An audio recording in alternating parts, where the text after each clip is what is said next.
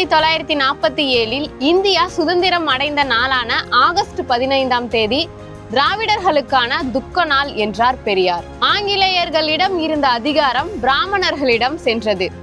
ஆகவே இதில் திராவிடர்கள் கொண்டாட ஏதுமில்லை என்றார் பெரியார். ஆனால் அதை நிராகரித்த அண்ணா ஆகஸ்ட் 15 என்பது இந்தியராக, திராவிடராக, தமிழராக பிறந்த எல்லோருக்கும் மகிழ்ச்சிகரமான நாள் என்று அறிவித்தார். அதன் பிறகு பெரியாருக்கும் அண்ணாதுரைக்கும் கருத்து வேறுபாடு ஏற்பட்டது.